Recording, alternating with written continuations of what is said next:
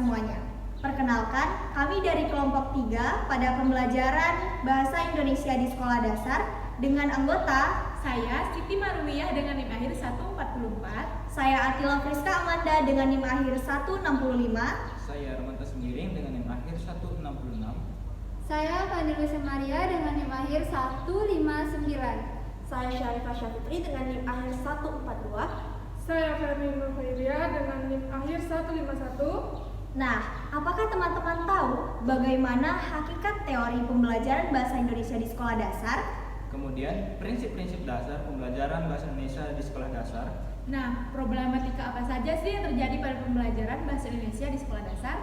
Lalu, apa saja sih metode yang digunakan di dalam pembelajaran Bahasa Indonesia di Sekolah Dasar? Dan media apa yang cocok untuk kita gunakan dalam pemecahan masalah? Nah, untuk mengetahui lebih jelasnya, mari kita simak video berikut. Assalamualaikum warahmatullahi wabarakatuh. Di sini saya akan menjelaskan mengenai hakikat teori pembelajaran Bahasa Indonesia di Sekolah Dasar.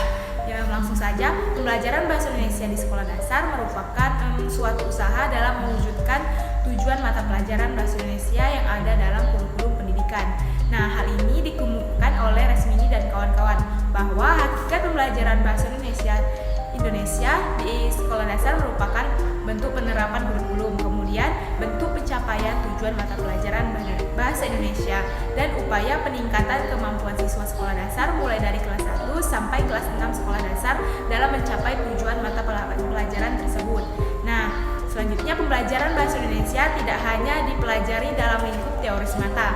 Pembelajaran Bahasa Indonesia di sekolah dasar diarahkan untuk meningkatkan kemampuan siswa untuk berkomunikasi dalam bahasa Indonesia dengan baik dan benar, baik secara lisan maupun tulisan.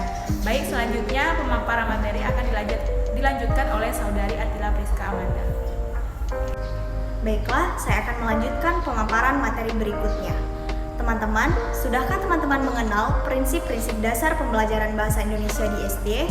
Nah, materi ini perlu kita kuasai karena materi ini akan berhubungan dengan materi-materi inisiasi berikutnya.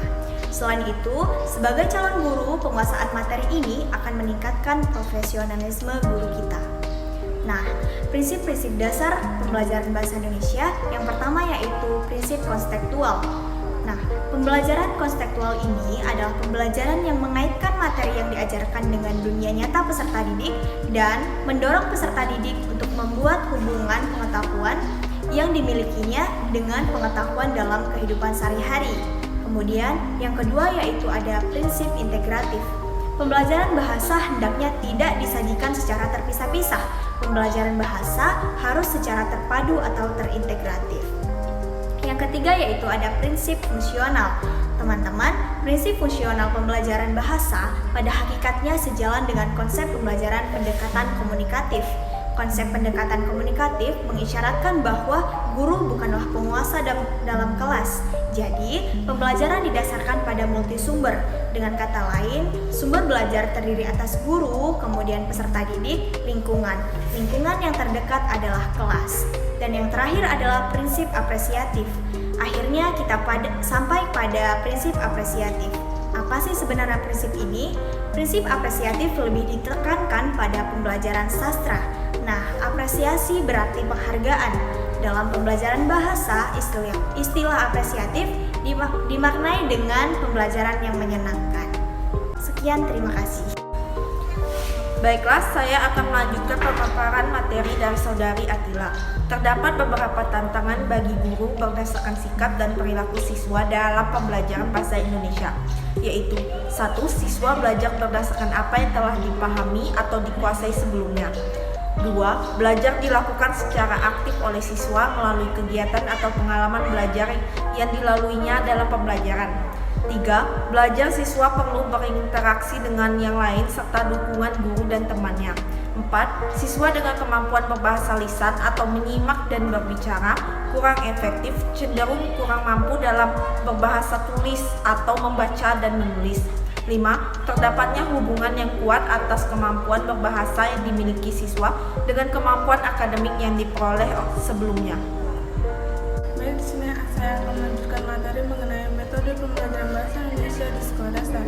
Metode diartikan sebagai sebagai sebuah prosedur yang telah ditetapkan untuk mencapai tujuan.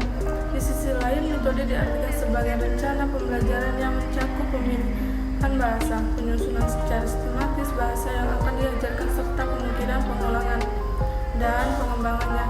Macam-macam metode pembelajaran bahasa Indonesia yaitu 1. Metode terjemahan, 2. Metode tata bahasa, 3. Metode langsung, 4. Metode berizik, 5. Metode pembatasan bahasa, 6. Metode oral, 7. Metode realis, 8. Metode baru, 9. Metode alamiah, 10. Metode psikologis.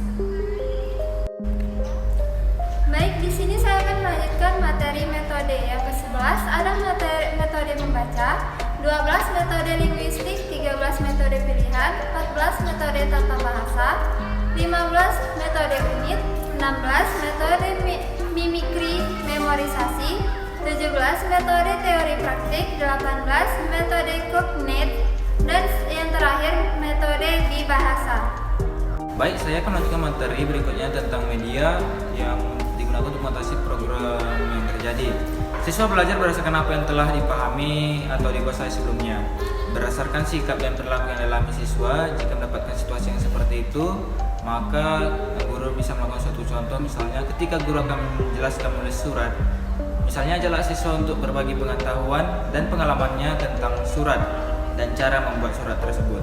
Dan akan lebih baik jika kepada siswa tersebut diberikan contoh-contoh surat yang sesuai dengannya dan bersifat nyata. Kemudian ketika pembelajaran membaca, siswa tidak hanya diajak untuk membaca pada buku teks saja, tetapi bisa diajak membaca melalui media majalah anak-anak yang bergambar ataupun internet. Kemudian diberikan beberapa pertanyaan berkaitan dengan wacana sejenis yang dibaca sesuai dengan kemampuan berbahasa mereka. Terima kasih.